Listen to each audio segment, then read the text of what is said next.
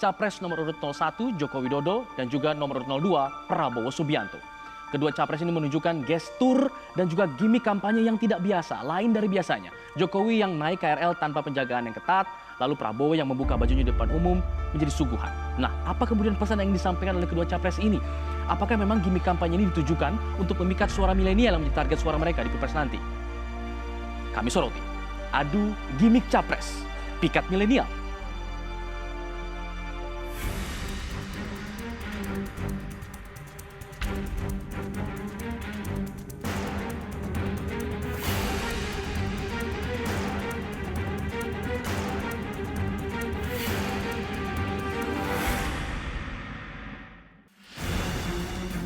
Di akhir masa kampanye Pilpres, kedua capres, Jokowi dan Prabowo, masing-masing memperlihatkan gestur dan gimmick kampanye yang tak biasa.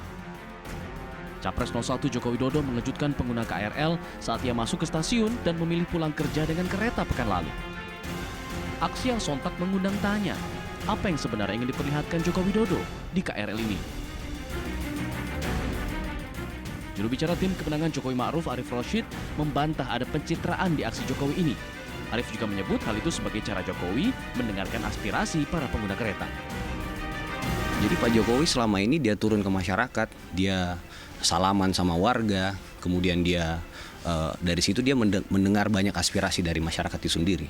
Jadi saya kira karena bagi Pak Jokowi demokrasi itu mendengar. Jadi beliau turun ke masyarakat sejak wali kota, bukan baru sekarang, dan selalu melihat langsung atau merespon langsung terhadap aspirasi-aspirasi yang berkembang di bawah gitu. Jadi dia nggak mau laporan dari orang-orang sekitarnya asal Bapak senang aja.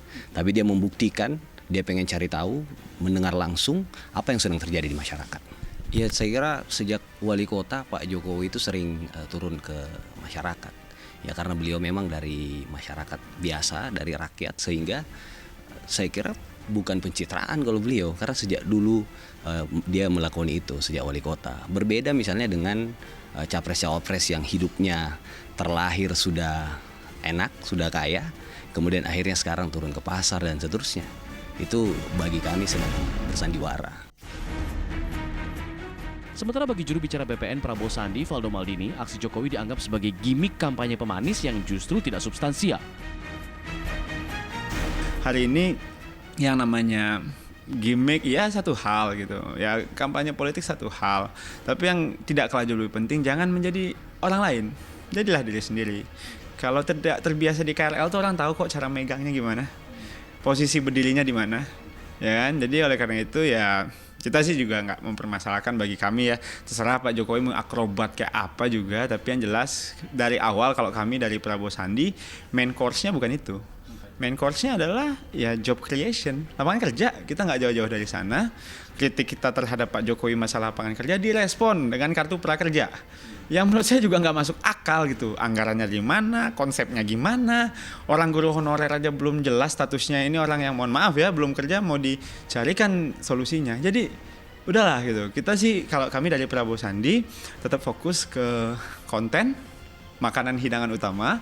Appetizer begitu ya kami anggap sebagai pemanis saja. Di sisi lain, Prabowo Subianto juga menampilkan gestur yang tak biasa saat berkunjung ke Subang, Jawa Barat. Prabowo membuka bajunya di depan publik dan melempar ke kerumunan pendukung. Aksi yang disebut BPN justru sebagai bentuk orisinalitas Prabowo, namun dipandang elitis oleh kubu lawan. Ketika Pak Prabowo buka baju ya, terus juga itu menunjukkan jiwanya yang hangat itu. Dia asli gitu di depan pendukungnya. Jadi dan mana ada tampak diktator yang buka baju gitu. Ya kita kan dituduh macam-macam.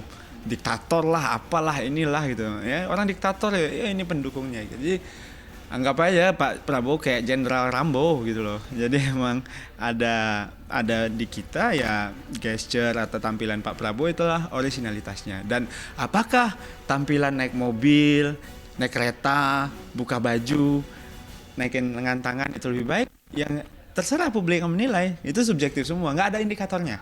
Jadi oleh karena itu sekali lagi kalau kami menganggap ini sesuatu hal yang biasa. Saya kira semua orang tahu ya Pak Prabowo ini seorang militer gitu. Kemudian dia terlahir sebagai orang kaya ya. Sehingga wajar kalau gaya-gaya yang dilakukan itu terkesan elitis. Saya juga hampir berkesimpulan bahwa sementara gimmick-gimmick yang dimunculkan ini sejujurnya ini seperti tuan tanah satu dengan rakyat gitu. Tuan tanah itu ya memang karena beliau juga punya tanah yang luas 5 kali luas daripada DKI ya, dia punya HGU ya. Dan Jokowi seorang rakyat biasa yang lahir dari seperti kita ini, dari kampung, kemudian seorang tukang kayu, pengusaha kayu, setelah itu menjadi pemimpin sampai paling puncak di Republik ini. Cara kampanye kedua capres ini dinilai sebagai cara mereka untuk meraup suara milenial yang memang ingin bisa dekat dengan pemimpinnya tanpa jarak. Kedua capres dinilai menampilkan hal itu, namun dengan caranya masing-masing. Nah, ketika para capres dan cawapres ini mulai melakukan pendekatan ke kaum milenials yang sekali lagi rata-rata adalah pemilih awal, yang awal-awal baru melakukan pilihan pada tahun ini, atau memang sudah beberapa tahun tetapi tetap mereka menjadi sasaran, maka cara yang paling dirasa paling efektif itu adalah cara yang memang sesuai generasi mereka, yaitu apa? Cara-cara yang dianggap tanda petik cara milenial. Cara milenial itu seperti apa? Misalnya contohnya, cara-cara yang tidak berjarak.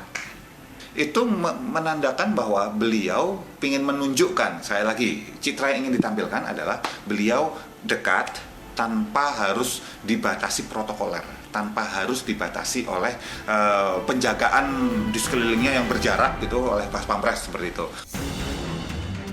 Namun apakah hal itu layak ditampilkan seorang calon pemimpin negara? Jokowi yang tak ingin dijaga ketat, hingga Prabowo yang membuka baju di depan umum. Parameternya adalah sekarang, apalagi untuk meraup suara dari kalangan milenial, itu jadi tanda petik proper buat mereka.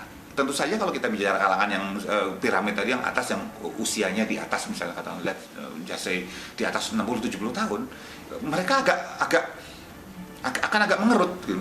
Kok gini sih gitu ya, ini pencitraan aja nih. Tapi yang bawah mikirnya bisa nggak kayak gitu. Jadi ketidakproperan itu tergantung pada siapa yang meletakkan nilai atau parameternya. Layak atau tidak cara kampanye tentu publik yang menilai karena tak ada parameternya. Namun yang pasti, rakyat menunggu penajaman program dari masing-masing capres, bukan sekedar gimmick gaya kampanye semata.